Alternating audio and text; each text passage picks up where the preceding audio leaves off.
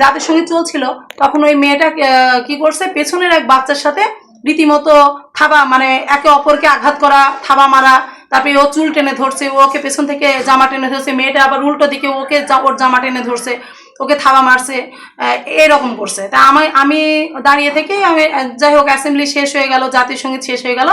তো এক পর্যায়ে আমি তাকে আমার কাছে ডাকলাম, দুইটা বাচ্চাকে আমার কাছে ডেকেছি, ডেকে আমি বলছি তোমরা দুজন আমার কাছে আসো। তো ওরা দুজনেই আমার কাছে আসলো। তখন আমি ছেলেটাকে বলছি যে তুমি জাতীয় সঙ্গীত চলাকালীন সময় তুমি কি করছিলে? তো ছেলেটা কোনো কথা বলছে না।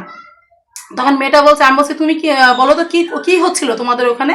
তো মেয়েটা বলছে ও আমাকে ডিস্টার্ব করছিল। তা আমি বলছি তাহলে ও তোমাকে ডিস্টার্ব করছিল, তাহলে তুমি কি করছিলে? তো মেয়েটা বলছে আমি কিছু করিনি।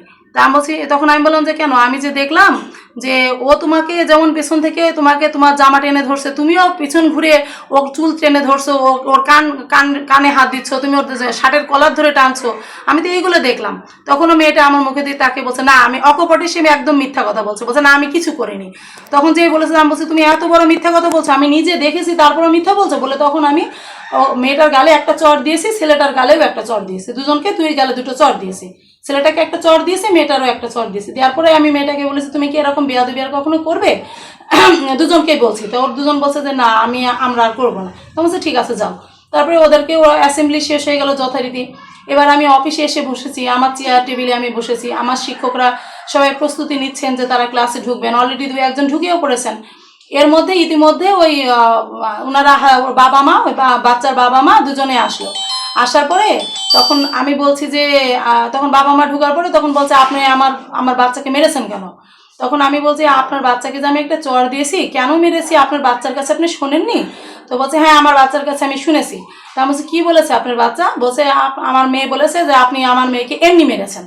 তখন আমি বলছি তাহলে এক কাজ করেন, মেয়েটাকে আমার অফিসে নিয়ে আসেন, নিয়ে এসে তাহলে আমার সামনে কথা বলান, তাহলে বোঝা যাবে যে সে কি বলতে চাচ্ছে, যে আমি তাকে কেন একটা চড় দিলাম, তাহলে সেও তো বলতে পারবে। তো বলছে না আমার বাচ্চাকে না এখানে আনবো না, আপনি মেরেছেন কেন, আপনি মারবেন কেন, আপনার মারার কোনো অধিকার নেই। তখন আমি বলছি শিক্ষকের কি শুধুমাত্র ভালোবাসারই অধিকার, কোনো মারার কি কোনো অধিকার নেই? শিক্ষক কখনো শাসন করবে, কখনো আদর করবে, এটাই তো নিয়ম। বলছে না আমার মেয়েকে কেন মারবেন? এই কথা বলে আমি ওনার মিসেসের সাথে কথা বলছি। তখন ওই লোকটা পেছনে দাঁড়িয়ে, মানে উনিও রীতিমতো বলেই যাচ্ছে। তখন ওনার মেয়ে বলছে, ওনার মা বলছে যে আপনি তারপরেও আপনি শাসন করবেন, আপনি মারবেন কেন, আপনি এরকম বলছে। এরকম 2-1 কথোপকথন হচ্ছে ওনার মিসেসের সাথে, ওনার বউর সাথে। কথা হতে পেছন থেকে লোকটা এসেছে, আসার পরে আমার টেবিলের সামনে দাঁড়িয়ে তখন আমাকে প্রথমে ওনার ডান হাত দিয়ে আমার গালে একটা চড় দিয়েছে। আমার গালে চড় মারার পরে তারপরে তখন ডান হাত দিয়ে চড় মারার পরে তখন আমি যে মাথা ঘুরিয়ে নিয়েছে, তখন ওনার বাম হাত দিয়ে আবার আমার বাম গালে আর একটা চড় দিয়েছে। চড় দেওয়ার পরে তখন মানে ওনার স্ত্রী তখন ওনাকে জাপটে ধরেছে। ওনার স্ত্রী তখন আমি তখন আমাকে যখন আঘাত করেছে, আমার দেখেন আঙুলটাও কেমন ফুলে আছে, আমার হাতেও আঘাত লেগেছে। তখন আমি আমার টেবিলের উপর ডাস্টার ছিল, আমি ডাস্টারটা ছুঁড়ে তখন এভাবে মেরেছি। ওই লোকটার গায়ে তখন লাগেনি। ওই লোকটাকে ওনার মিসেস আগে জাপটে ধরেছে, ধরে ঠেলতে নিয়ে গিয়ে বলছে যে এটা তুমি কি করলে?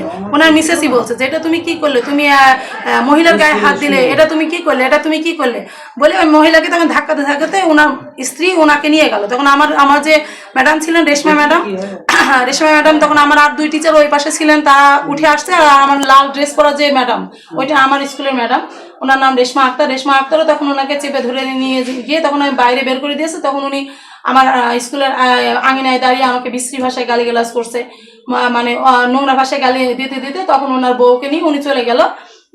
আর আমি তখন অফিসের মধ্যেই ছিলাম। এই হচ্ছে আজকের ঘটনা। এটা হচ্ছে একদম প্রকৃত, একদম রিয়েল ফ্যাক্ট এটা।